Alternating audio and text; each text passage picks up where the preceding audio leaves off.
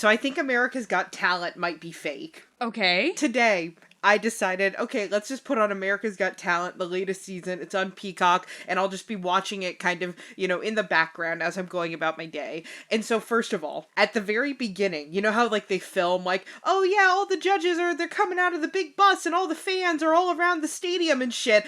Yeah. They have it strategically angled so that you cannot tell how few people are there. There was this whole thing where, like, Simon Cowell walks outside, and then it flashes to somebody's TikTok, where it's some TikTok influencer who's like standing outside of America's Got Talent trying to convince Simon Cowell that I'm the next Harry Styles, and it's some guy like singing badly, and again you can see in the background there's nobody else around, so it's just like, holy shit. Like, I feel like what is happening with America's Got Talent, right, is that there's no fan base. Like, you know how, like, back in the days with American Idol, like, people would, like, be all around the convention center, like, lining up, trying to get in, and, like, just to kind of see what's up with people auditioning for American Idol. And I think America's Got Talent probably had that back in the days, and I just don't think it has any of that anymore, but they want to keep the show going because the show is highly profitable. So I think the whole MO of the show now is that,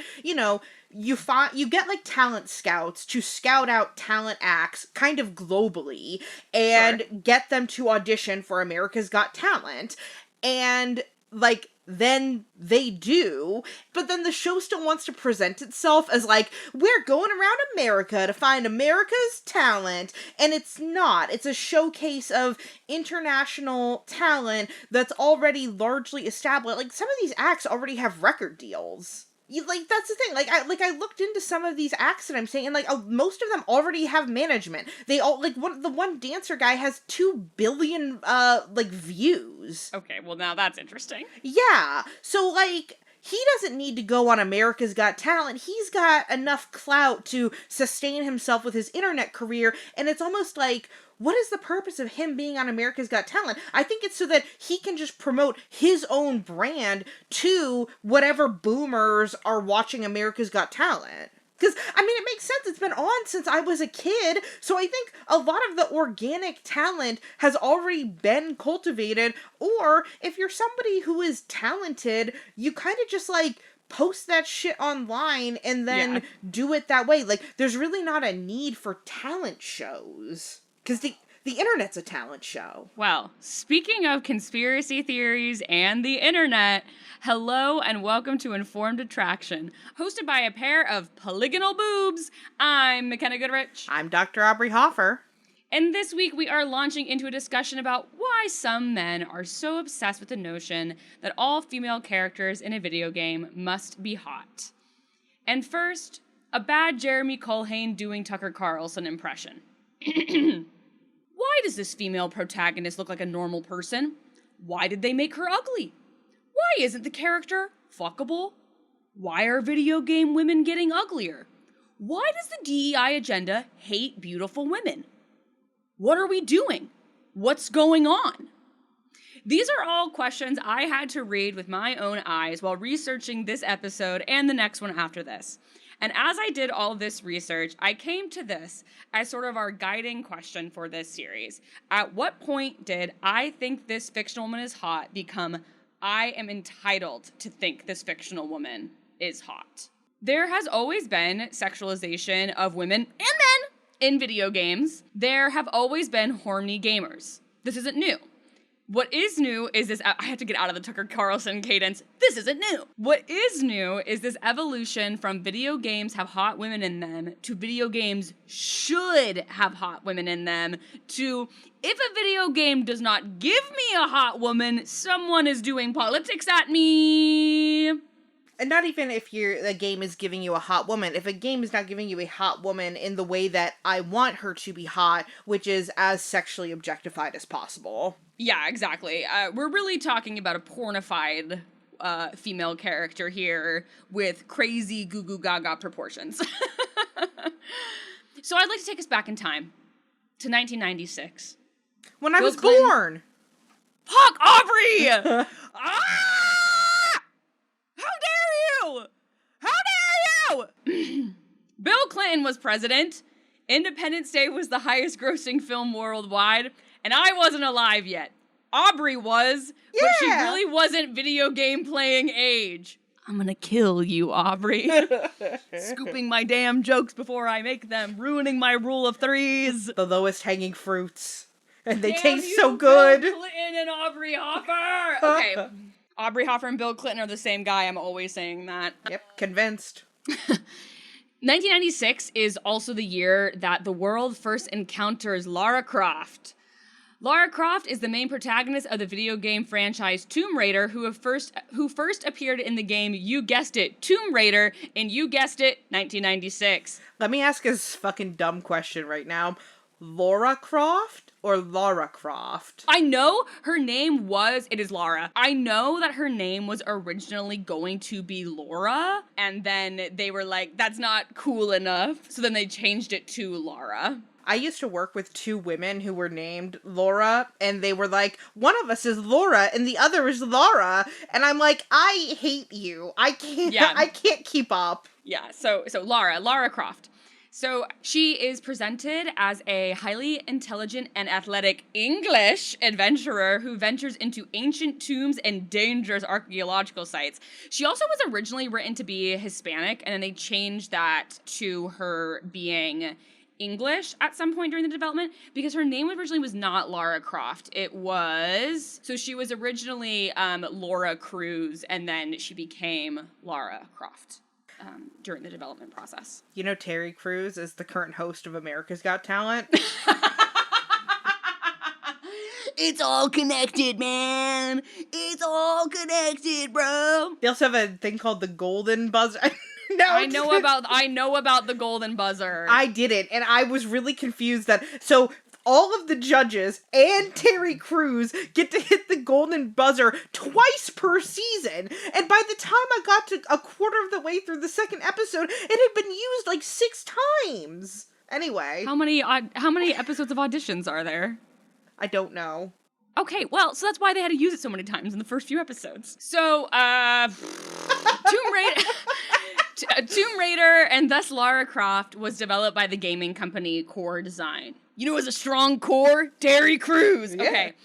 Now, let us take a look at the original Lara Croft design. Aubrey, I'm going to send you this link, and I would love for you to describe to me just what you're seeing here in the original Lara Croft design from 1996. It evokes a carnal lust in me. And essentially, she's like several trapezoids on top of each other. So, we got the full pixelated polygonal shapes going on. So, basically, her face, it's like if you made a woman out of origami. Mm-hmm. And so you have the origami head, and then the origami boobies, and then a little origami butt, and then just 2 sausage links for arms. So, of course, the thing that everybody always talks about is the fact that in the original Lara Croft design, she's got the big triangle boobies, because her boobies are basically, like just a big triangle jutting out from her chest. Yes, 100%. Did Angelina Jolie played Lara Croft, right? In the live-action movies from the early 2000s, yes. Honestly, genius casting, because immediately I clocked Angelina Jolie in this face. 100%. And then Alicia Vikander played her in the more recent reboot. So, so like Aubrey mentioned, she's very polygonal. In the original, the design that Aubrey is looking at from 96, she was made up of around 230 polygons. And in the most recent character design of her that used these polygons, which was Tomb Raider Underworld, which came out in 2008, there were 32,000 polygons that made up Lara Croft. So, huge increases in, the advancement in the technology. And then eventually they moved to a different system of creating her. And we don't have these polygons anymore by the time they switch publishers and start doing design in a different way in 2010. Are the 2010s. Are the Tomb Raider games considered really good by gamers? I've never played them, and I know that they are iconic, but I've never met somebody who is like, oh my god, like I love the Tomb Raider games. Yeah, I mean, I don't know a ton about the more recent ones and sort of how the more recent one reviews. When the original Tomb Raider came out, despite like now the way that we kind of meme on the way that Lara Croft was designed in that first game, like it was praised for how good the 3D graphics were for 1996 times and for how interesting the controls and gameplay were. It like won a bunch of awards. It's like considered to be one of the greatest video games ever made, and like it basically was an extremely popular game. I don't know how well reviewed the more recent ones were, but I know that there's a new Lara Croft game coming out next year called Tomb Raider Legacy of Atlantis, and so there's at least enough interest in it still that they're like, you know, going to be releasing, and they're planning for 2 more games. There's another one that they're having a planned release for in 2028 called Tomb Raider Catalyst. And so I think it's like there's enough interest in this that they have been committed to this series for, you know, more than 30 years. Because essentially it's like a puzzle game, right? It's like a puzzle adventure game. Yeah. It's very much considered an action adventure game. It's really what it really is like a precursor to something like The Last of Us. And so, like, we probably don't get The Last of Us without a game like Tomb Raider, to be really honest with you. Is there combat in it? Yeah, there's combat in it. Okay, so it's like she probably goes into, like, a tomb, and then there's, like, little monsters, but you probably have to do puzzles to, like, go to the next stage. Correct. Okay. You know Indiana Jones, the movies? The game. That's Lara Croft, the video games. Tomb Raider, the video games. But then it's interesting because I feel like, you know, the Indiana Jones character movie, like that translates really well into a video game, but then the Tomb Raider movies have never been very successful. So I wonder, I mean, there probably is misogyny attached to it, but like, what is like the Lara Croft like persona? Is she like an intellectual? Is she like a snarky? So she, one of the things that when we talk about her a little bit later, in contrast to like how women see Lara Croft, she's very much depicted as very intelligent. Like she is an archaeologist, just like Indiana Jones is. And she, like, her background has changed a lot over the course of all of the games and over the movie, but she, like, comes from a very highly educated background. And I think that, like, a character who she gets compared to a lot is Buffy the Vampire Slayer. Okay. And so she very much comes out of that, like, sort of 90s girl power ilk, but they also very much made an intentional choice to make her English, to make her British, in order to give her this like sense of intelligence and authority in that way that you don't get as much with like a Buffy. But yeah, it's like she's not like a dumb bimbo, which was like a big thing about her when they were designing the character originally, was they wanted this like smart, badass woman. So yeah, she's somewhere in between like Indiana Jones and Buffy the Vampire Slayer is what I would say as a character. And I think honestly, read the movies, I think in a lot of ways, I think that the original Tomb Raider film fell into the trap that I think we've talked about, that a lot of like movies with female protagonists fell into in the early 2000s, where it was made by a bunch of dudes and who didn't really capture the essence of the character and the essence of the game in a very similar way that we talked about like Catwoman with Halle Berry. Because the thing that you'll hear, Aubrey, like just to your point, is that like Angelina Jolie is like perfect as Lara Croft, but the plot is like complete nonsense and the action sequences are just like stupid. And so it's just like sort of dumb. Yeah. Basically, in the same way that we kind of talked about with Catwoman and Halle Berry. The original Lara Croft was basically a handful of polygons arranged into an extremely recognizable silhouette. Her proportions were exaggerated, and the promotional material for the game leaned heavily into her sex appeal. Over time, her little outfit that she wears, her little tank top and her little shorts with the little guns on her hips, would become iconic, and like genuinely, like Lara Croft is a sex symbol. So I want to talk a little bit about the design and the development of Lara Croft as a character. So the lead graphic artist is a guy named Toby Gard, and he originally, when they were pitching the Tomb Raider series, he had originally designed a male protagonist for the series, but then one of the co-founders of core design of the company was like, my guy, you just did Indiana Jones again. We're just doing Indiana Jones if it's a man. And so that's when the pivot to a female protagonist was made. And Toby Gard has cited the fact that, in competitive games like Virtua Fighter, which was really popular at the time, people would select one of the female characters for competitive play. So he felt that a female protagonist would be popular, even though there were other people at the company who were skeptical of having a game led by a woman, because there was no game like this at the time that had a female protagonist. They had female side characters, but there were no games like this at the time that had female protagonists. Have you ever met a man who says that he exclusively plays as women in video games when it's an option? I have never met a guy who has said that. I have watched Twitch streamers that do that. I have met, it's funny because it is largely men who consider themselves, very straight, and they do it because they're basically why would I want to watch a man do something when I could watch a woman do something? And I'm but brother, you're kind of playing pretend as a girl. That is often the argument I have heard online when I have heard comments like that made, and from some of the Twitch streamers who I watch, of honestly, it's the time I've heard it the most is during Mario games when guys pick Rosalina.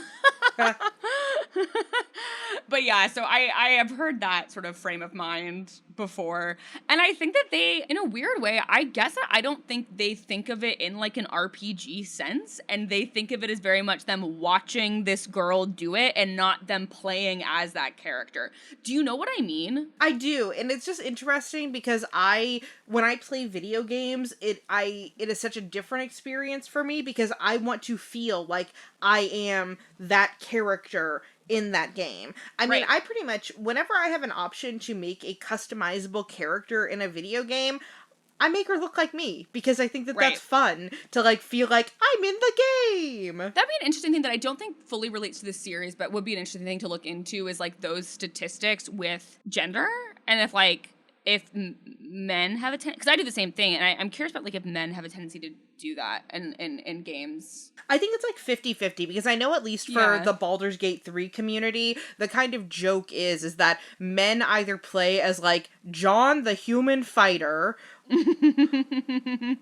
sexy tiefling woman, or little gnome guy. Oh, did you see the thing I posted on my Instagram story? The gnome ass? Yeah, the gnome ass. I've been back on Instagram, and that's also been, when you take a break from Instagram for a long time and then you go back on it, at first it's wow, it's so fun that everyone has thoughts and opinions. And then after about 20 minutes, you're oh my god, it's too much. It's too much! That's why I have a 15-minute timer on my Instagram, and then I can't use it on my phone anymore. How many times a day? One.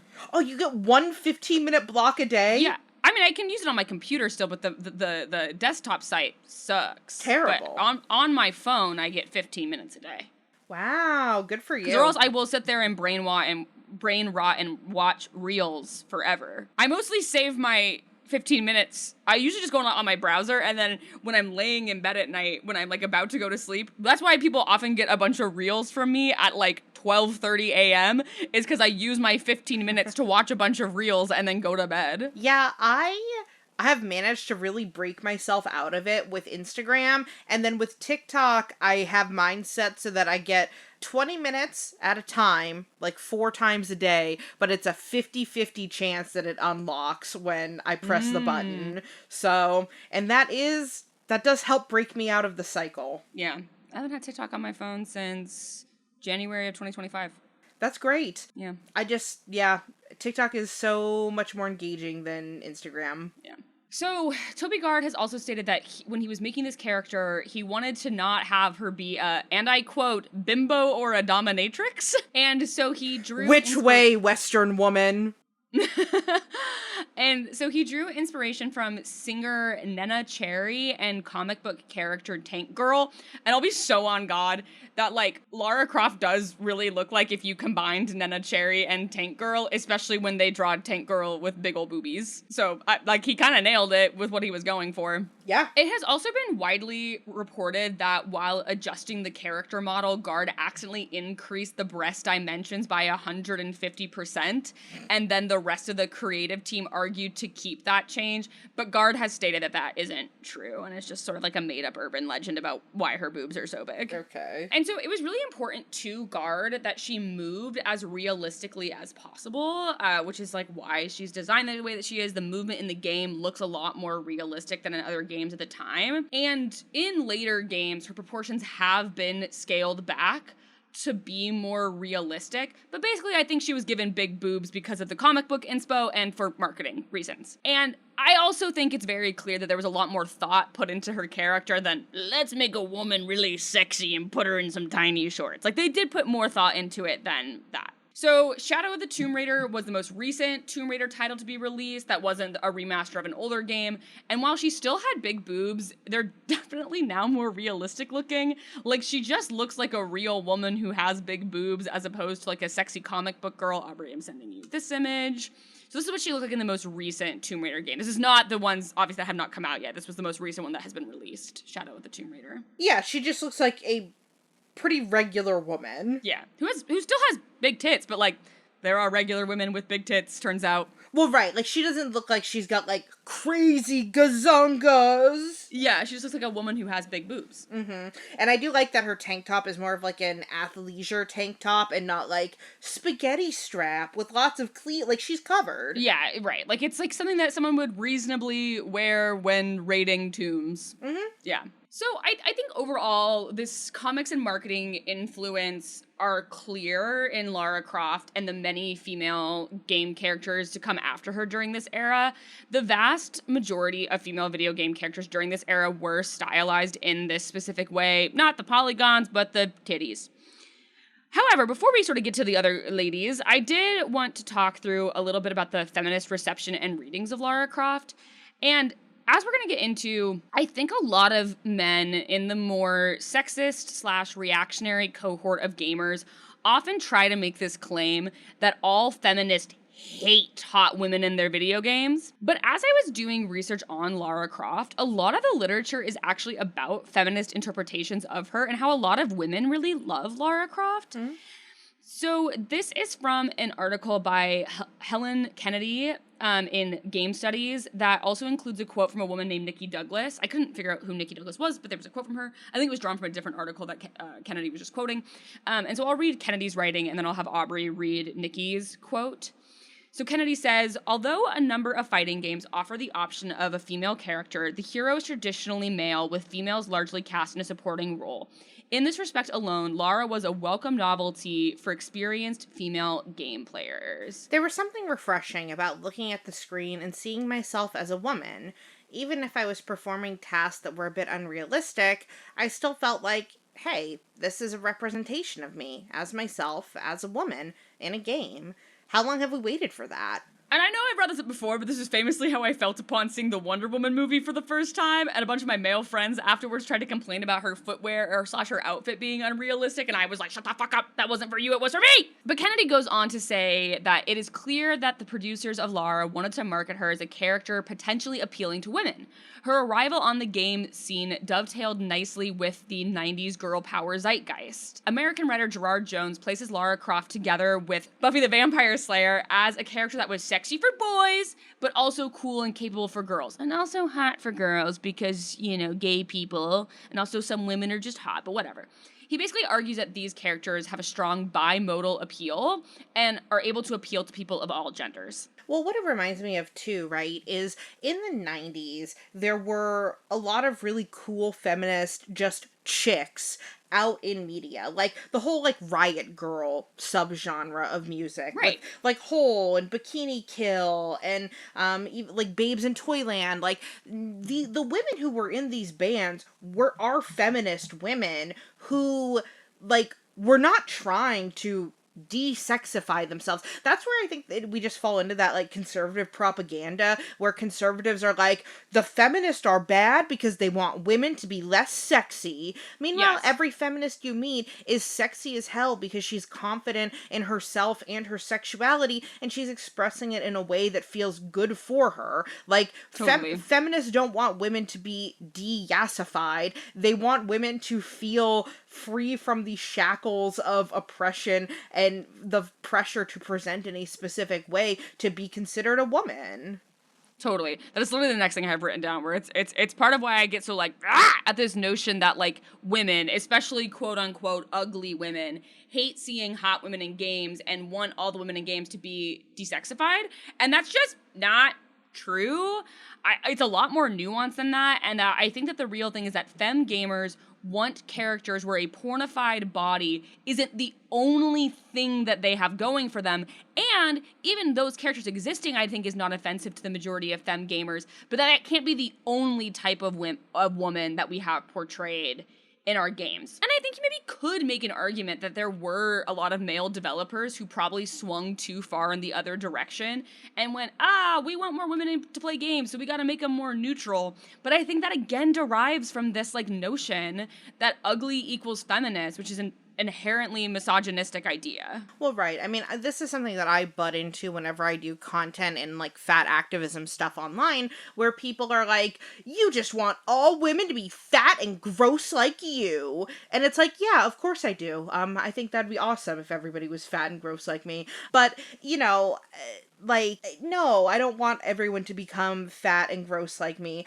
I want people to not develop eating disorders and live miserable lives where they're constantly pursuing thinness and think that that is like the end all be all to their happiness. Right, 100%. And it's just like, it is such this like patriarchal conservative idea that feminist equals ugly. It assumes that women are only pursuing beauty for the male gaze as well, and that like a hot woman only exists to be consumed by men, by straight men, like that and that's a really damaging thing. Not to be like, well, actually it hurts hot women too, but like, you know, the idea that like a beautiful woman only exists to be consumed by men is dangerous to hot women, in the same way that the idea that all feminists are ugly is dangerous to women. Well, I think it also it's just all part and parcel of the same thing. Right. And it just goes into like, what would a conservative man think the worst thing you could say to a woman is? Oh, well, I don't find you attractive. And that's Right. why the most hilarious thing you can do when a conservative man online is calling you ugly is to just be like, okay. Yeah. Well, it's like there was this girl who posted, I saw this TikTok or this Instagram reel a few weeks ago where this girl posted like, this is what a size 12 X pound body looks like. When it's like, okay, well, lots of people look different ways, but I got what she was doing. And then this guy was like, yeah, I mean, you're fuckable, but I wouldn't marry you. You gotta lose some weight for that. And it's like, she wasn't asking for your opinion, brother. Well, right. But that's the thing is that fucking misogynistic men, they think that, like, every woman must be wanting their approval, so the fucking harshest thing I can say to them is to deny them my approval. Meanwhile, a fully autonomous woman is just like, okay. Yeah, Chet, I don't give a fuck if you want to fuck me. I could not care less, actually. Yeah, that's why the hardest thing about being a person on the internet is that there's basically no way for you to respond and be like, okay. Because if you respond at all, they're like, see how fucking enraged you are by responding? But if you don't respond, then they're like, you're hiding and not addressing my comment. It's like, I literally don't care. I don't care about some random man from, fuck it, wherever, Kansas, Slovenia, finding me fuckable or not. I don't care. It's not for you. It's for my loyal family of Instagram followers who I see liking all my posts. It's for you. I do it for you. Yeah. It's for our Patreon subscribers. We don't have a Patreon, Aubrey. Not yet. So to talk a little bit about the broader 1990s and 2000s gaming ecosystem, this is definitely the for the boys era. So the majority of popular games at this point are fighting games, RPGs, role-playing games like Final Fantasy, MMOs, mass multiplayer games like World of Warcraft, and a fair amount of fantasy games. And I'd argue the design of a lot of the characters during this era were exaggerated, both in like tits and ass, but also like musculature. For women specifically, the character art is in more of a pinup style and often featured armor that makes no practical sense. In the gaming world writ large, we are also having gaming conventions, which often featured booth babes, who were attractive female promotional models hired at trade shows, conventions, and tech expos to draw visitors to booths. And scantily clad booth babes were banned at E3, a big gaming convention in 2006. I think it was basically like if you had a booth babe at your booth, you would get fined something in the neighborhood of like $5,000. So Aubrey, I would love for you to read this Reddit post. So are booth babes kind of like the car girls at like car shows? Yes, that is a great comp. Okay. To be clear, I have had friends who have done this, and like they've done it at things that are not like conventions, but they've done it at things like, well, like not like gaming or like cosplay conventions. They've done it at things like medical conventions, yeah, for, like regenerative medicine and stuff, to like be a hot girl to get doctors to come talk to them about their regenerative medicine product. Yeah. Yeah. The removal of booth babes was the initial snowball. It's been debated numerous times as to where the woke epidemic really started to shape up and how we got to the point where anything straight male related has been turned into a complete negative that needed destroying. But going back to E3 and other gaming related shows and the gradual removal of booth babes because objectification really exemplifies how the fake moral Puritans operate in their approach of pulling down the ladder from others getting to do their jobs. Most booth babes were models and were very happy with the side gig. And it also begs the question, how were booth babes all that different than current community managers or placeholder women put into positions of presenting a game? When they clearly have no minute understanding about the game they are promoting, they are just as clueless as those pretty faces that were also paid to do so, but at expos. Aubrey, any reactions to that? My objectification. I really take umbrage with that last statement about like this inherent notion that like the women at these events don't know anything about the games. And I think that was a big thing that like a lot of people who I either follow online or know who were booth babes, like they actually did like and know things about games, and it would be assumed that they don't because of the position they were placed in.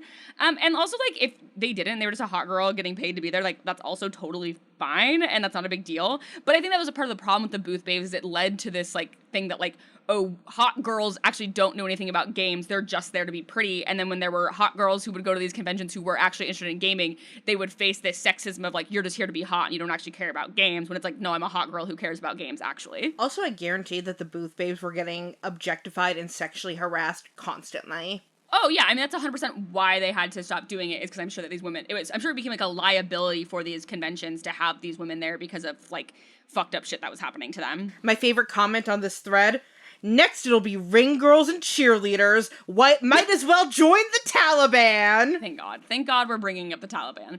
I will pull attention to this comment from a different Reddit user on that thread, which is, ugly women preventing attractive women from having fun and making a living. The so-called sisterhood of feminism in action. Two thoughts on that. Number one, this theme of ugly women versus attractive women is going to keep coming up. Don't you worry. Number two, like me and Aubrey were just saying, I have a feeling the pulling of booth babes from conventions had less to do with women being upset about it and more to do with men being really weird about it.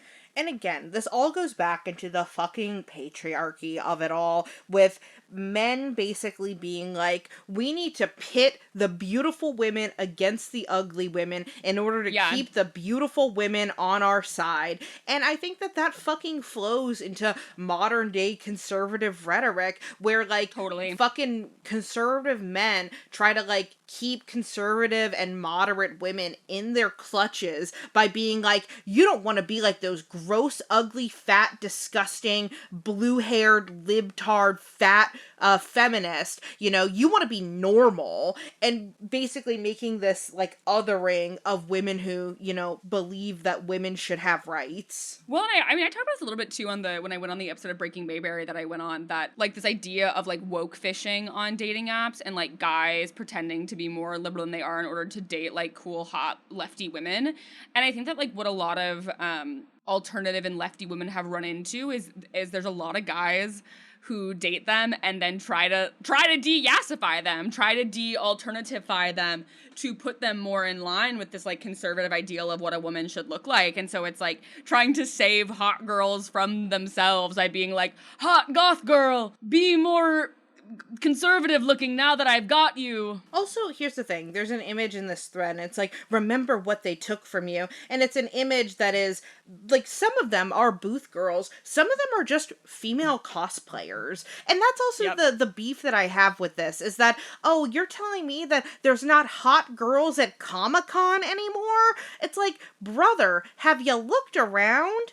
This does remind me of an interesting thing that I saw come up in the Baldur's Gate 3 subreddit, where basically they restricted cosplay images to 1 day a week because there were so many cosplay images, but specifically there were so many cosplay images from accounts of, you know, like sex workers who do like, you know, essentially OnlyFans cosplays, and they use Reddit to promote that. And I don't know, it brought up a really interesting kind of discussion in the subreddit of like, how much effort does it need to have to be considered a true cosplay versus like, I will caveat this by saying there are some people who are doing cosplay work on OnlyFans where they are fully all in on the cosplay bit of it. Yeah. And like that is 100% cosplay. And also there are people who are doing quote unquote like cosplay for OnlyFans where they've got a wig on and they're like, see, I'm doing the cosplay, and it's like, no. The effort is low. Yeah. Aubrey, I want to read the rest of that thread that you pulled that remember what they took from you from. So the next person said, it really is a psyop to gaslight men into feeling ashamed of finding attractive women attractive and to force 300-pound leg-bearded behemoths as the beauty standard, isn't it? Edit, the women pushing this narrative still talk about Henry Cavill in a way that would have a man dragged in front of HR if they spoke about a woman in the same way. This psyop thing is going to come back, and it's why I transitioned us into the episode talking about a conspiracy theory, because these guys genuinely think that there's like a psyop going on, and it's fucking crazy. No, this is what I interact with all the time online, is men being like, you're just trying to get everyone to think you're attractive, and it's like, brother, I don't care. I have a husband. But like, that's the thing. There are plenty of people who find fat women attractive. I don't need to like try to get everyone to think I am attractive. That's really not my intended goal. I don't have the fucking autonomy to control whether other people find me attractive or not. See, but and the thing is that there's that element, but there is an element to this that we're going to get into later about how it goes beyond like an individual person and into them thinking that like the gaming industry and academia and the government is trying to do this to them. And that's the thing that we see come up with Gamergate, which we're going to talk about in a bit. The rest of this thread. Government mandated fat wife. Correct. The war on beauty definitely plays a role. I believe it's all part of the demoralization and subversion of Western culture. As weird as that may sound when talking about booth babes of all things. This harmless display of femininity and fun gets vilified, yet actual promiscuity and self-exploitation on OnlyFans is female empowerment?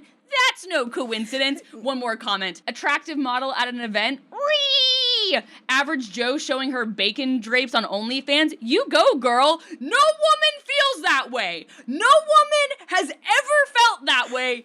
Ever. There is no woman who holds that opinion. They are punching the air. I'm like, who has convinced you that women feel this way? Not nary a one. Not one. Ever. Also, this harmless... Sorry that I'm yelling. I'm passionate because I'm a woke, angry feminist who's ugly. This harmless display of femininity and fun gets vilified. And it's like, it's not harmless because most of the time these were women who were getting paid to wear outfits that men would grope them in. And then they were expected to tolerate it. And all of you were fucking creeps, so it got taken away. It's like, it wasn't harmless. And it's like, it might have been harmless and fun for you, but not for her.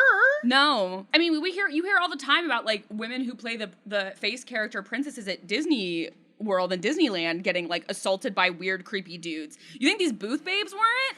Yeah, and I don't know. I have big feelings about the idea of sex work and the way that it connects to feminism and empowerment. I will say that, like, I have personal opinions about sex work that are probably against the grain in that I just don't know that I believe in feminist porn existing, and that's like my personal belief and not something that I use to place any judgment on people who do sex work or like people who engage with sex work in any way.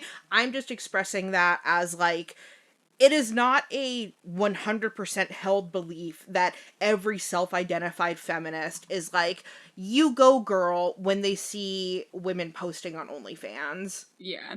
I'll also say there's a really interesting thing that we'll get into a little bit more later, too, about men being really upset about the sexualization of men in video games. And so it's interesting that it's harmless when it's the sexualization of women, but it is not harmless when it is the sexualization of men. This is just so weird because, like, there are cosplayers who are doing this exact same thing, but then some of the comments are also like, we need to bring back cosplayers or OnlyFans models who would love to make a few bucks doing this. And it's like, so what is it that you want? Because if you have cosplayers and OnlyFans models who are already walking around your fucking con anyway, why do you want them to be a booth babe so bad? So that you can, like, keep them in one confined space? And they want the corporate stamp of approval on it. That it's not just women doing it of their own volition. It's that women are, I think it's that they want women to be paid to do it. Yeah, it's about the power. It's about the power. Yeah. It's why men use and AI the game industry approves of their ogling. Okay. Right? Okay. Anyway, I digress. Please, brand!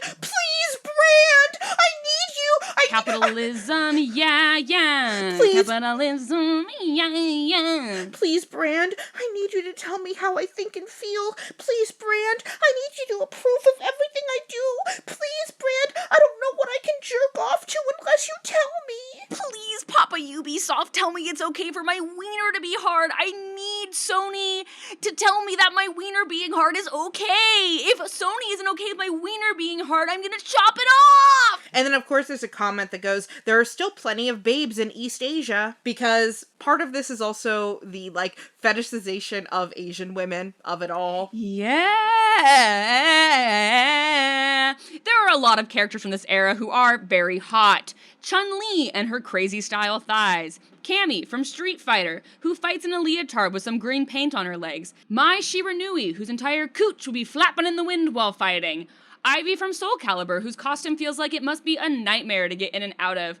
Tifa from Final Fantasy and her cunty little miniskirt. Bayonetta, who fucking rules and is Glasses Girl representation. Samus, who I would die for. And of course, I have to mention Dead or Alive and its spin-off, Dead or Alive Extreme Beach Volleyball. Samus is one of those where, so I've never played, it's Metroid, right, is where Samus is from. Yeah. I only know of the character from Super Smash Brothers, and I remember the first time I saw Samus without her armor on, I was like, oh Zero my... Suit Samus? Oh my fucking god! Yeah. Zero Suit Samus? Ooh, awooga. Oh, fuck. I'm probably gonna dye my hair not blonde before Halloween. But if I was gonna stay blonde, I could be Zero Suit Samus for Halloween, but I don't think I will be blonde anymore at that point. Guess it just, Wasn't meant to be. You can be, I was gonna say you could be Chun-Li instead. Don't do that. I super can't be Chun-Li. I could be, Cammy from Street Fighter, but I think she's also blonde. Jessie Joe, I've got homework Jessie for Joe, you. I've got a Halloween costume for you, my girl. The important thing in me rattling off that list is that sexualization was not necessarily controversial within gaming culture during the 90s and 2000s. In fact, it was kind of the name of the game. So then what happens when an audience grows up believing that female character and sexually desirable female character are synonymous? Hold on. We have to go back because I saw a comment on this thread that just fucking shook me to my core. Okay. You gotta read it. I'm of the opinion that booth babes themselves were a mistake in the sense that they were a foothold for feminism in gaming. We need all the women out. It's all a psyop. It's literally all a conspiracy, man. That's crazy. The foothold, if we even allow women into the space, that's how it starts. Yep, correct. 100%. It would be crazy to allow women into the space. They're using the hot girls to Trojan horse their way into my video games. It's insane. It's insane. So let's talk about Gamergate. A completely uncontroversial topic that's not going to make anyone upset at all. So we're going to start with Anita Sarkeesian. Anita Sarkeesian is a Canadian media critic. She started Feminist Frequency in 2009, which is a website dedicated to feminist media criticism. In 2011, she partnered with Bitch Magazine to create the video series Tropes vs. Women. The series examined common tropes in the depiction of women in media with a particular focus on science fiction. This was not about video games, though. After that, she was inspired to start a video game series on female representation in video games. So she made a Kickstarter to raise $6,000 to make that series, and a bunch of people got really fucking mad at her, and the Kickstarter raised... Aubrey, how much money do you think her Kickstarter raised to make this series about tropes of women in video games? She originally wanted to raise $6,000. I'm going to say she got right at 6. She raised $158,922. The internet outrage paid off. You know what's interesting with this is I remember watching the first, like, damsel in distress video and being like, wow, this is so cool and interesting. I probably watched, like, the first, like, few because I think they all came out in relatively quick succession. Yep. And then when Gamergate actually happened, I was tuned out. I was unaware. And so, like, years later, I was like, oh, I remember that really cool video about feminism and, like, the way women are depicted in video games. And then I was like, holy fucking shit. Right. And so I just want to say, like, also, like, kind of, like, read that. So, you know, she sets out to make $6,000. A bunch of men catch wind of this Kickstarter and basically, through their outrage, bring way more attention to this Kickstarter than it ever would have gotten without them. And she ends up raising so much money that she's able to make more videos than she was originally intending on making. And so it's like, hey, brothers, part of the reason she was able to do this is because you freaked out. You created the environment in which she was able to do this. So she starts releasing Tropes vs. Women in video games in 2013. And it, like, immediately starts having an impact on the gaming ecosystem, partly because she had already gotten all this press around this series from the outrage. So Colin Campbell wrote in Polygon this, Aubrey, which I would love for you to read. Video games have seen a rise in the number of positive women and minority protagonists and a decrease in the tropes that Sarkeesian discusses. In 2015, Intel announced it would partner with Feminist Frequency as well as other groups to help promote increased career opportunities, engagement, and positive representation for women and minorities in technology and gaming. They put like $300 million towards this effort. So, and I want to be very clear, and Aubrey, you can probably speak to this too. I mean, I don't remember how well you remember the videos, but it was very clear to me that Sarkeesian's videos weren't like, what the fuck is wrong with these men objectifying women in video games? Why are their outfits so sexy and their proportions so exaggerated? She was really focused on tropes and patterns around the way that women were depicted in games. For that reason, I think some of the most popular and influential videos she made was that 3-part initial series on the damsel in distress tropes. And what a lot of one of the Nintendo guys was like, oh, like I really never thought about the ways in which Princess Peach was playing into the damsel in distress trope until it was pointed out by these videos. Mm-hmm.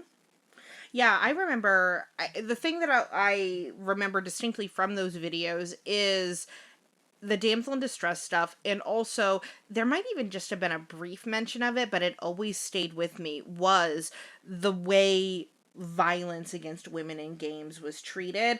Particularly with the way that oftentimes when women are hit in games, they make a sexual sound. Yeah, and that's like, you know, a thing worth pointing out. Mm-hmm. That, like, the violence against women was accompanied by a sexual sounding noise. Well, right, and it's like you could just punch her repeatedly and she's moaning, and it's like, that's, right. I think that's bad. I think that's, like, fucked up. Yeah, like, that's not good. That's not a good way to, like, have a bunch of young men be engaging with a female body. Yeah. It's not. It's a game. And it's like, okay, like, there's plenty of games where there's a fucking dog, and if you try to blow the dog up with a bomb, the game won't let you. Well, it's much like we talked about when in our Meg Griffin episode about, like, you know, there's a very real chance that, like, the way that young men thought about Meg Griffin affected the way that we were viewed as young women. Yeah. Yeah. So, but of course, inherently, we're doing feminism in my video games, so here comes the backlash. Sarkeesian's project becomes the object of enormous harassment, including threats. Gamergate emerges in 2014 and involves harassment targeting Sarkeesian, and 2 other women named Zoe Quinn and Brianna Wu as the main targets, as well as many, many others. Many other women and men get swept up in this Gamergate harassment. And I would like to be very clear here, Gamergate was not about whether Lara Croft is allowed to have big boobs. It was about whether people making and criticizing games were allowed to question the assumptions inherent in gaming culture. And it certainly wasn't just about ethics in video game journalism. I do think it was about who's allowed to have a voice in game journalism and game criticism. So let's walk through what Gamergate actually was. Zoe Quinn releases a game in 2013 called Depression Quest. The game tells the story of a person suffering from depression and their attempts to deal with their condition. And basically, a bunch of dudes viewed the game about depression being made by a femme person equaling progressive values in video games. And that is, let me just say, psychotic to me. But whatever. This is especially insane to me given how much more men commit suicide than women gets weaponized by this same ilk of people. But once again, whatever. Quinn is subjected to several months of harassment after its release, including rape and death threats. And then about a year later in 2014, their fuck-ass... Oh, I should mention that Zoe Quinn uses they-them pronouns. Their fuck-ass ex-boyfriend, Aaron Gigioni, makes this blog post that basically just details out their relationship and breakup, but in it, he implies that Quinn received a favorable review of Depression Quest in exchange for a sexual relationship with Nathan Grayson, a reporter for the gaming websites Kotaku and Rock Paper Shogun. This is not true. That just simply did not happen. Eventually, Zoe Quinn and Nathan Grayson do go on to be in a relationship, but they were not in a relationship or even had sex, anything, at the time that he wrote that positive review about Depression Quest. So, but anyways, this blog post makes its way over to 4chan, and Quinn starts getting attacked all over again. At first, these guys were using the label Quinspiracy. But then it becomes hashtag Gamergate when actor Adam Baldwin, not of the Baldwins like Alec Baldwin or Stephen Baldwin, he's just some other fucking guy, coins that term on Twitter. Because of course this goes back to Twitter, you know? Even before Elon owned it, it was already a cesspool. So other people who get involved, right-wing journalist Milo Yiannopoulos popularized the hashtag on Breitbart News, and he becomes one of the most prominent voices of Gamergate and of the anti-feminist movement more broadly. In a 2014 interview with Vulture, Baldwin described Gamergate as focused on ethics in game journalism and argued the threats of violence should not be treated as inherent to the hashtag, calling it a mistake to commingle the two. Meanwhile, the attacks on Zoe Quinn just keep ramping up. These attacks include doxing and hacking of their Tumblr, Dropbox, and Skype accounts. They end up having to stay with friends because of the doxing. And Quinn wrote this, Aubrey, which I will have you read. The internet spent the last month spreading my personal information around, sending me threats, hacking anyone suspected of being friends with me, calling my dad and telling him I'm a whore, sending nude photos of me to colleagues, and basically giving me the burn the witch treatment. And this is where we get our Anita Sarkeesian back. So as hashtag Gamergate begins trending, Sarkeesian releases a Tropes versus Women in Video Games episode that was always planned. It was not related to what was going on with Zoe Quinn. But then Sarkeesian's existence gets swept up in the Gamergate madness, leading to her getting rape and death threats as well as being doxxed. She had to cancel a speaking appearance at Utah State University because of a threat that and I quote, Montreal Massacre-style attack will be carried out against the attendees as well as the students and staff at a nearby women's center, with the perpetrator also saying, I have at my disposal a semi-automatic rifle, multiple pistols, and a collection of pipe bombs. This threat is what draws mainstream media attention to Gamergate, which up until this point has been pretty isolated to online and gaming circles talking about it, but when this threat is made against Utah State University because of Sarkeesian being there, that's when the mainstream media draws attention to it. Because also what happens is Utah State University is basically like, we're not going to up security for this speaking event because we can't prove that this is a credible threat. And that's when Sarkeesian pulls out and is like, then I'm not coming if you guys aren't going to give me more security when someone has threatened to explode me. Yeah. So at this point, other women just start getting swept up in the madness. Indie game developer Brianna Wu saw that her home address had been posted on 8chan, and she also starts receiving death and rape threats. Unfortunately, Brianna Wu is now a weird Zionist crank, and she's also a trans woman who has been anti-other trans women, but none of that means she deserved death threats in 2014 for being a woman in gaming. She sucks now, but that does not excuse her getting swept up into this madness. Well, right. Like, that's the thing. Regardless of anyone's politics, I don't think that anyone deserves to feel like their existence is threatened, that their bodily autonomy is threatened. Like, Yeah. So this is also, we get the term, Aubrey, I did not know this, we get the term social justice warrior out of Gamergate. That is where this comes from. It comes from Gamergate. And I'd like to point out that research on Gamergate found significant patterns of online aggression and harassment, and later reporting has connected Gamergate to broader reactionary internet movements that we see today. Gamergate is basically what many people consider the beginning of the alt-right. Yeah, and it makes sense because it's a bunch of fucking lonely, pathetic men who are just so incensed at this belief that something is taken from them by another group existing, by women not knowing their place. And gee, wouldn't it be great if women just sat still and got fucked and had babies and did what they're supposed to do, and then I can just sit on my ass and play video games all day and still get my dick sucked at the end.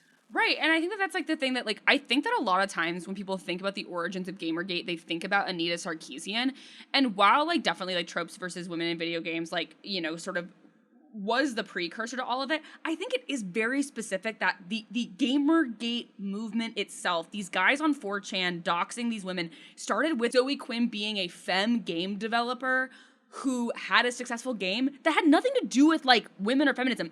Depression Quest is a text-based game, but because it was a femme person making a game about depression that wasn't, like, a classic, like, fighting game, it was viewed as, like, woke feminism in their video game, simply by Zoe Quinn kind of existing and making a game about a thing that they were passionate about. Have you ever played it? I have not played Depression Quest. I didn't even know about Depression Quest until I started looking into it for this series. I would like to play it. I am interested in it. Yeah, it's free. I've played it a ton of times.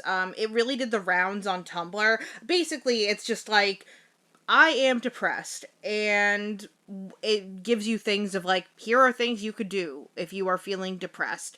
I think a fair, like, I wouldn't even say a criticism, but, like, one could argue that it's not even necessarily a, like, game in the conventional sense of a game. It is, in many ways, like, an interactive text tool for thinking about mental health, and I think that that is very innovative and very interesting, and especially in 2014, I think really laid, quite honestly, groundwork for all of the shit we see with, like, AI companies trying to do, like, AI chatbot therapy. Right, because my impression of it is it's kind of like a choose-your-own-adventure story where, like, based on your responses, you go down a different path. Yeah, I mean, it's basically just like, oh, like, are you seeing a therapist or not? Have you eaten today? You know, have you slept well? Like, try doing these things. So it's like a Tiger Beat quiz, but for depression. A little bit. And then, like, there is, like, something, I think, kind of sweet, if I'm remembering correctly, where I think you, like,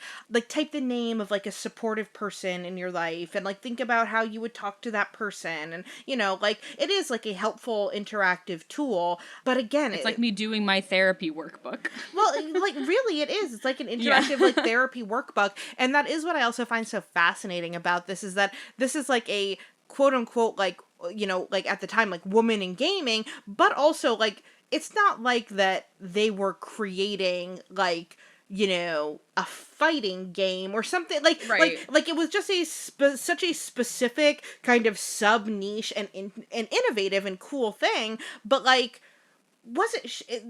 they weren't encroaching on anybody's territory, you know? Totally. And I think that probably part of the reason why it got so big is just, and this is speculation, is just from the, like, it getting reviewed in gaming magazines like Kotaku made people be like, why is this being legitimized as a game?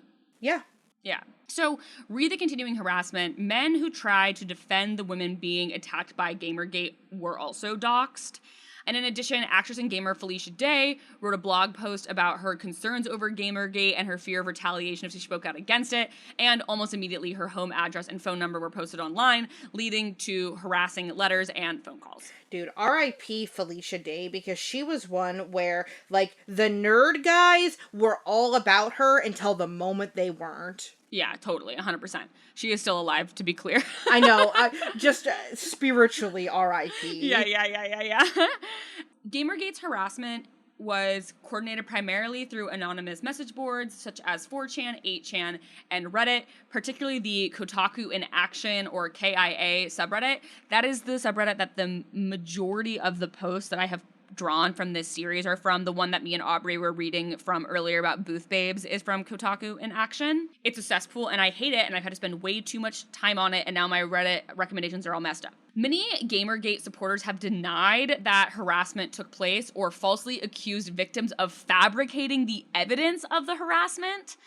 And Gamergate supporters have used the term literally who to refer to victims of harassment such as Quinn. So, and then there's this whole ethics in games journalism framing that happens from people like Baldwin when, like, they hated women and they just didn't want women to be involved in the creation of games. An article from Vox stated that Gamergate supporters were less interested in criticizing ethical issues than in opposition to social criticism and analysis of video games and in the harassment of prominent women. And I think that's just super true. I think we can look at the sort of incident that started this all. In The New Yorker, Simon Parkin observed that while Quinn was attacked, Nathan Grayson, who was the one who was accused of reviewing their work favorably, largely escaped any sort of harassment. If this is about ethics in gaming journalism, why would the gaming journalist not be the one under attack? Because he's just a man. Okay, Gamergate is often considered to be a reaction to the changing cultural identity of the gamer. As we've talked about, in the 1990s, the gamer was a young heterosexual male, and games really catered to that demo. Over the years, the growing popularity of games expanded that audience to include many who did not fit in the traditional gamer demographic, particularly women. Surveys by the Entertainment Software Association in 2014 and 2015 showed that video game players were between 44% and 48% female. Shira Chess and Adrian Shaw write that concerns over these changes is integral to Gamergate, especially a fear that sexualized games aimed primarily at young men might eventually be replaced by less sexualized games marketed to broader audiences. Oh, God forbid! I know, it'd be really fucked up for more people to play video games. And we all know that capitalist enterprises don't want to continually be expanding their profits by expanding into new markets. That's not what we've seen with literally everything. Literally everything. It's all about capitalism, and you need more people eventually to be invested in your thing.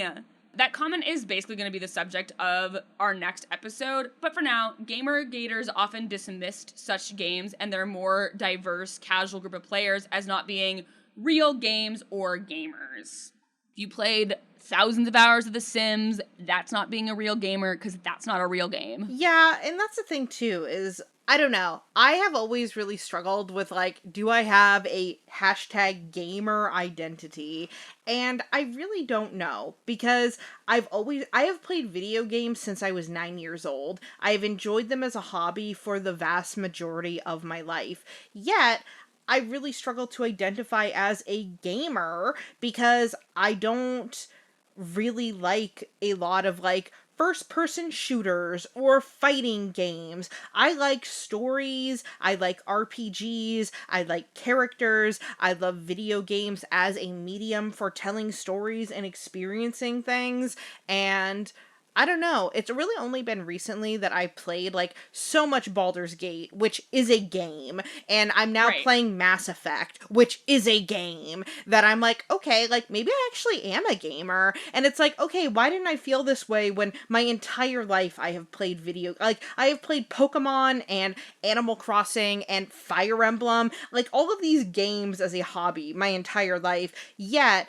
I've never been able to say, like, oh yeah, like, I enjoy gaming, because I just know that if I say that, especially in front of a man who games, then I'm gonna get the, you know, fucking, name your top 3 favorite fucking fighting games from 1998 right now.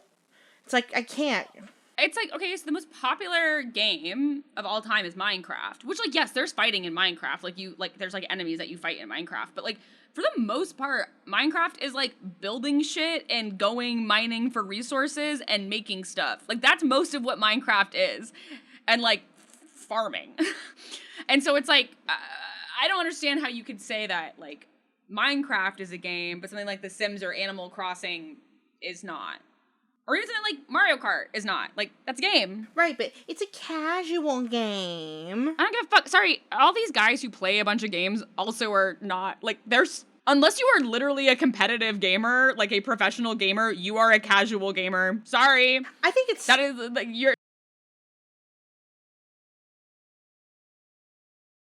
I will say, though, I think that those distinctions exist in, like, all kinds of hobbies, because I think even in the book reading community, if you're somebody who, you know, I listen to audiobooks, well, you're not actually a reader. Oh, okay. And it's like, I think there are identities, and I think this happens on Book Talk. I think it happens with gamers. There's the whole joke that, like, the G in LGBT stands for gamer. And I think there are a lot of activities that then people take on as, like, an identity, and then they act like they are marginalized because they do that activity. Right? And I can speak this a little bit as someone who's a theater kid, where, like, you know, like, I do theater, and that has become, like, an identity moniker that, honestly, I've spent my whole life rejecting, being like, I'm not a theater kid, I'm not like the other boys. But, like, I do think that they're, like, just because you do an activity does not make you a member of a marginalized group. No, you don't actually get the pass if you do musicals. Or if you play video games, or if you paint, or if you build little Lego things. Like, that's not... Yeah, it's like that othering of yourself in the negative way, where it's like, I'm not like other people, I knit. And it's like, other people will never understand the shit that people experience when they knit things for fun. And it's like... Or when they read books. And it's like, oh my god, everyone has a unique lived experience, you fucker. Yeah, so anyway. So basically, to tie this all back to sort of our actual discussion of the depiction of women in games, pre-Gamergate, there was sort of this baseline of, I like sexy video game women. Then during Gamergate, we get the emergence of this new idea. Feminists are trying to take sexy video game women away from us. And then after Gamergate, especially as more women get involved in game development, we move to the people trying to make games more inclusive are destroying gaming and targeting me specifically to do it. And, like, what are the examples of the games that they are so incensed by? I mean, I think literally any game that has a woman as a protagonist. I think a really good example of this in the modern day, and we're going to talk this example more next episode, but, like, the game Ghost of Yotai then had a female protagonist in its sequel game. This just happened. The protagonist of the next God of War game is a woman, and people are really angry about that, for example.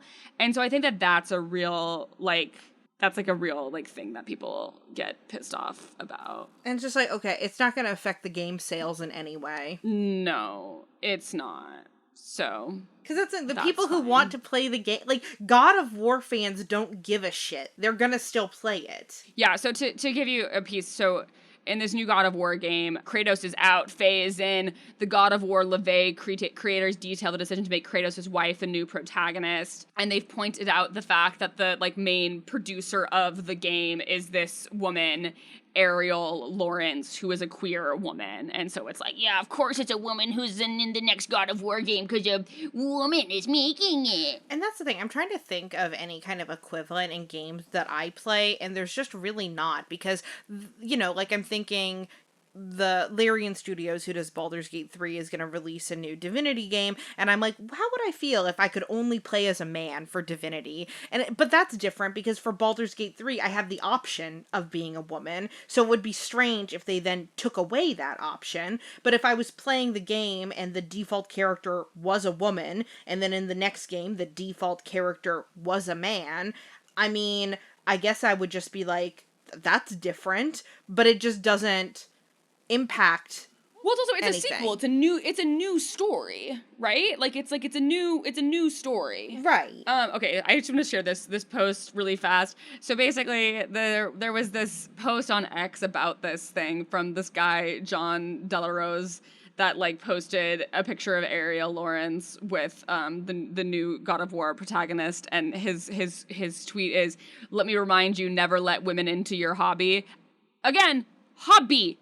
And then she is a woman who does this professionally. She is a professional game developer who was an associate producer on the original God of War games in the mid-2000s. It's your fucking hobby, John. Aubrey, would you mind reading the top comment on this Reddit post? Reminder that John De La Rose is a wife beater. So I don't care about his opinion! And here's the thing.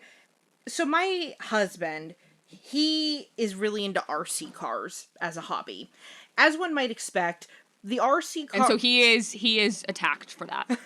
he is a marginalized identity because he is into making RC cars. The podcaster is a marginalized identity. The RC car hobby is almost exclusively men, and recently there have been a few women who have been interested in the hobby, and so they've shown up to the events that my husband hosts as like the kind of RC guy at his work, and basically he's just like, hey guys, don't be fucking weird and creep these girls out of the hobby. You know? Yeah. Like, it's just, like, so strange to me, this mentality of, like, oh, there's girls around? That's gonna fuck everything up. And it's like, oh, because you guys just want a space where you can, like, say really fucked up things, but that you wouldn't say if you were around a girl. And, like, that's part of it, is that, like, my husband is like, I'm, like, telling these guys, like, you cannot say some of the shit that you say when there are girls around, because it's fucked up.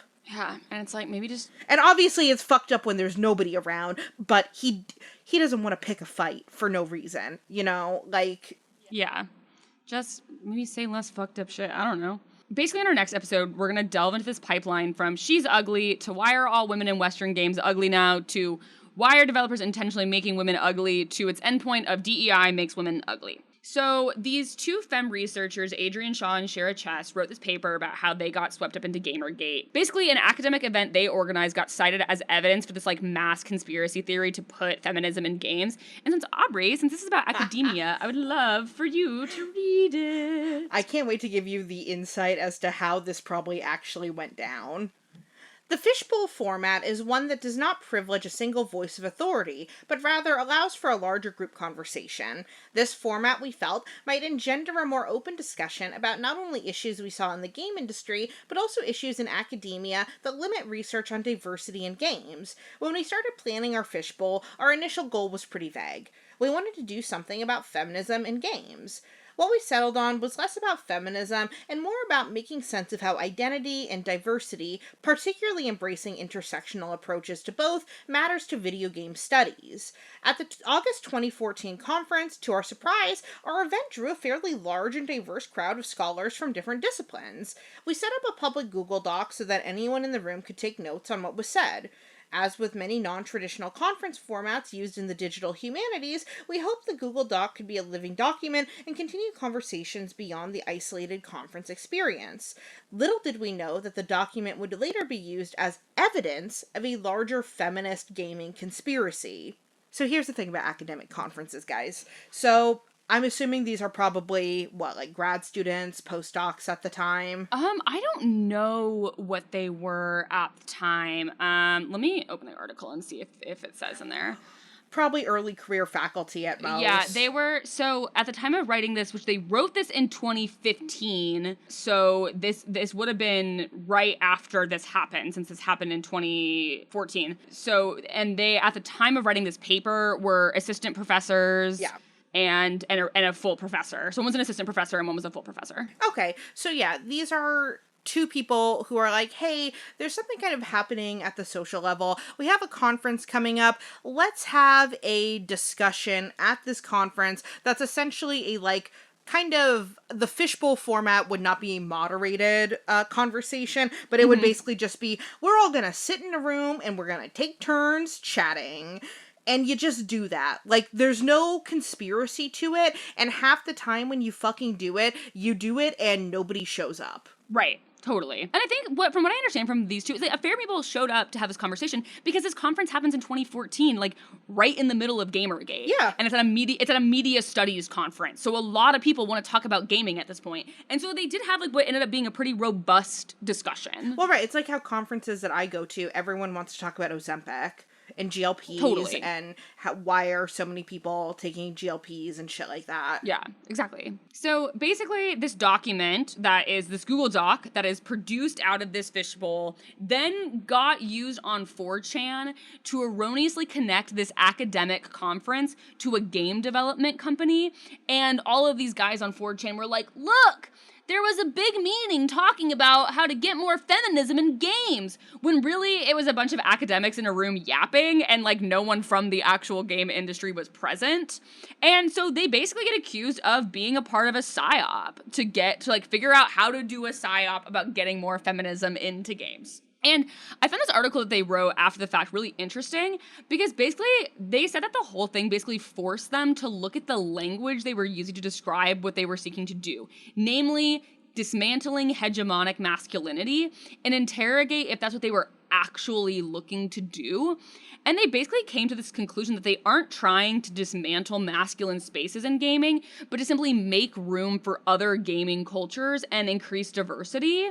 And they end up showing a lot of empathy for the conspiracy theorists, saying that basically the whole experience made them realize how disempowered these men all felt, and that's why they were turning to this big mass conspiracy theory. And like, I think that makes a lot of sense. Like, these are men who are feeling disempowered in other aspects of their life, and so they are crashing out about shit that isn't real and doesn't matter. Well, yeah, that's a very generous take from them, and on my most generous days, that's the kind of sentiment that I try to extend to others. But on my less generous days, I'm like, ayo, these guys fucking suck, and maybe they should just kill themselves. I really like something that they said in the intro to their paper.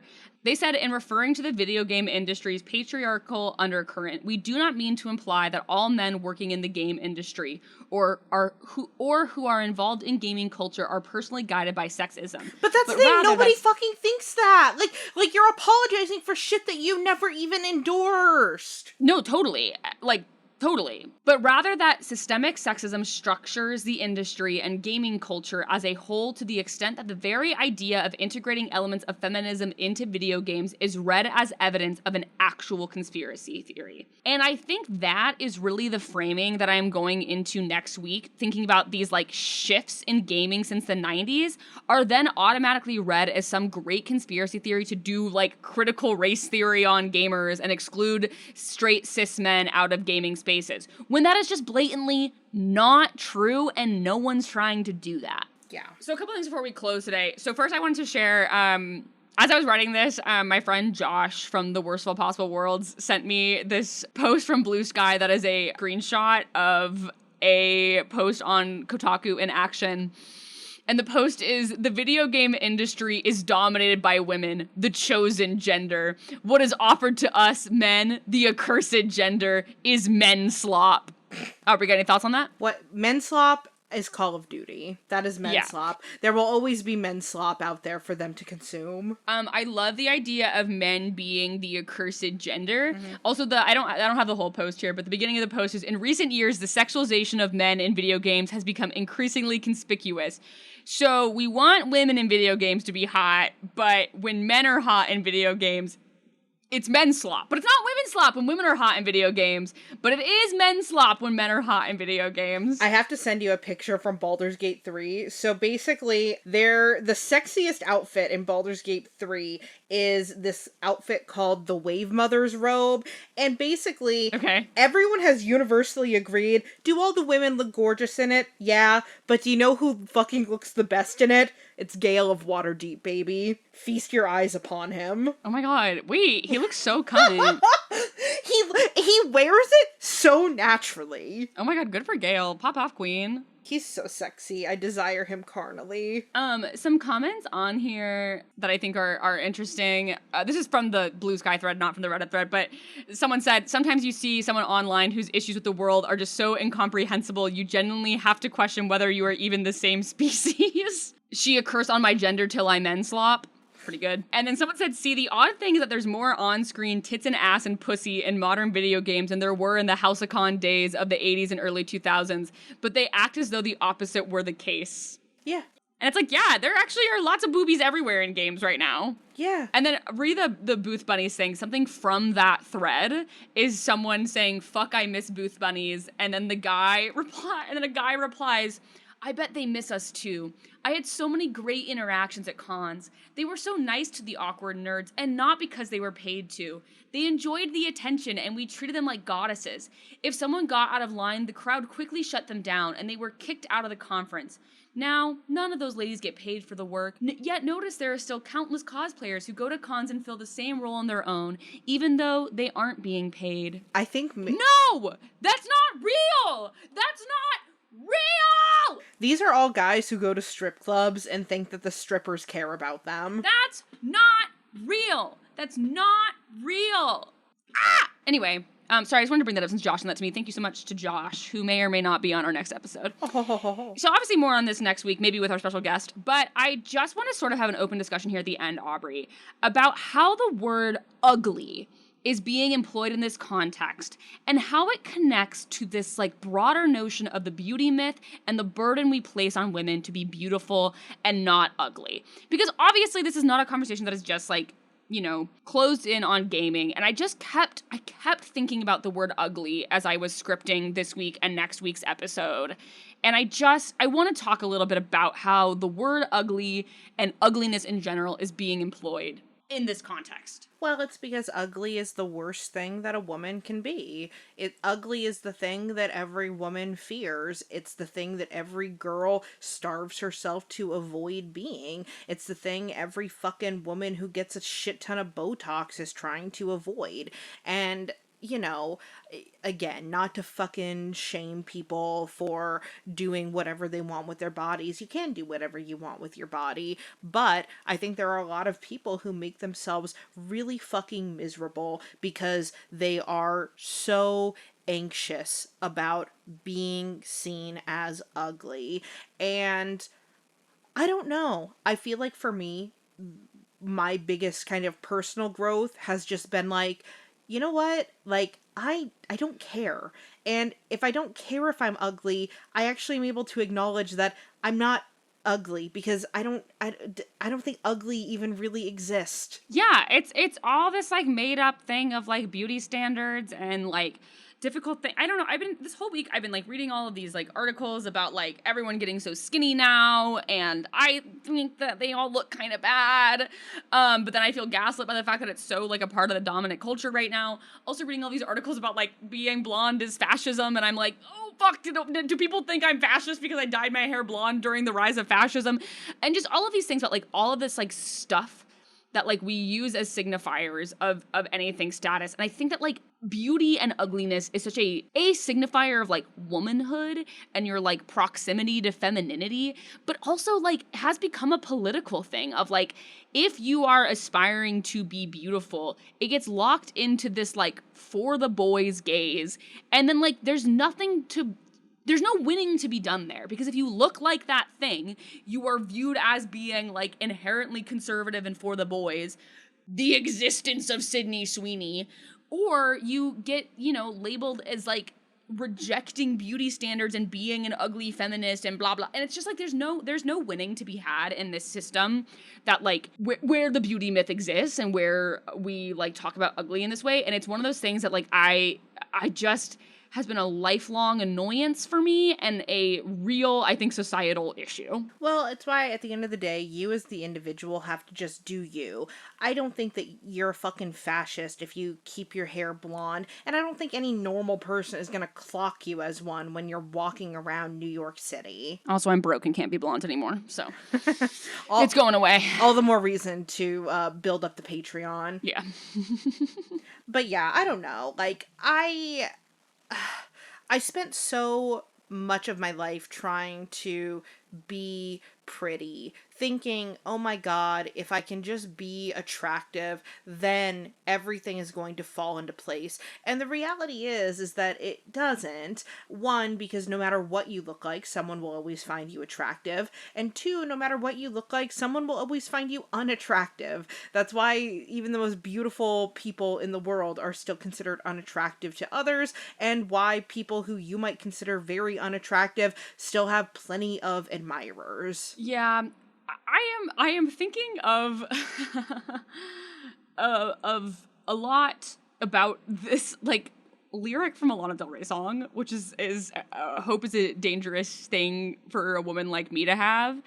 And I think in a lot of ways, one of the most dangerous things you can do as a woman, as a femme person in general, is not give a fuck about being perceived as beautiful. Well, that's the thing, right? Like, I wear makeup, and there are plenty of people who could argue, oh, you're not actually empowered in your own self-esteem because you choose to wear makeup, and blah, blah, blah, blah, blah, blah, blah. And it's like, I do it because I like it. Yeah, because it's fun. It's fun. I did the internal work. There are things that I choose not to do because I do not enjoy them. I opt into the things that I like that bring me joy, and I opt out of the things that don't, that bring me misery. And that's okay. I want that for everybody. And that's why, like, you know, like, even though I made a comment about Botox, it's like, if getting Botox is the thing that makes you feel like happy and good and like content with yourself, then yeah, fucking slay, big dog. Fucking stab that shit into your face, dude. I don't give a shit.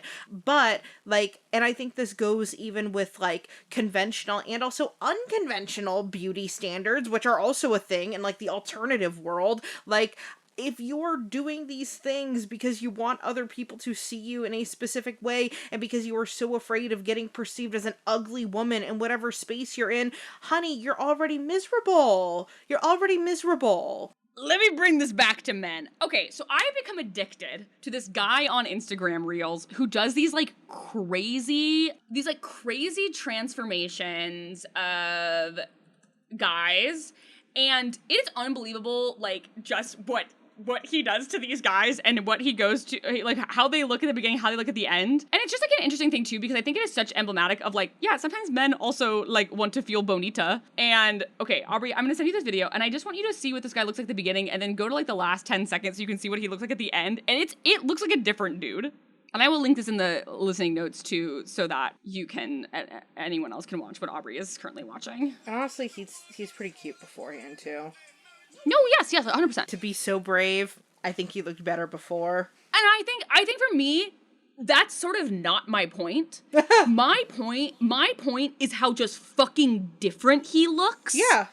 And so many of these videos are guys getting these haircuts and their beard trims, and they just like look like completely different dudes. There's a moment in this specific video where the hair cutter says, "Is your wife sick of looking at you?"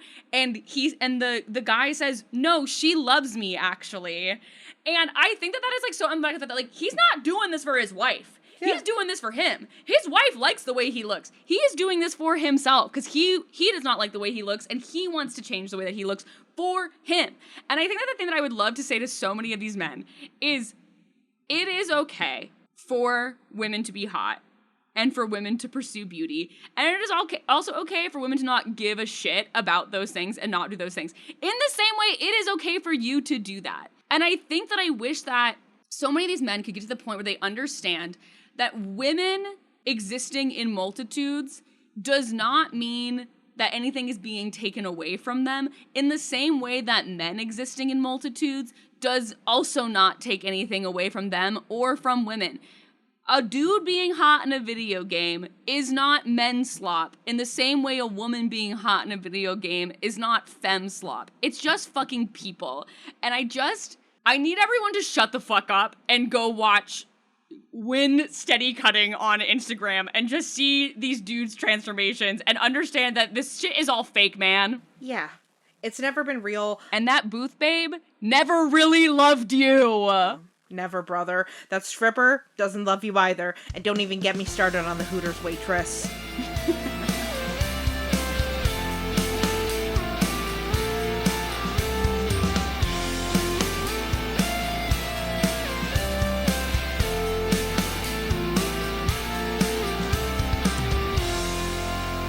have a question or a topic that you would like for us to discuss, send us an email at informedattraction@gmail.com.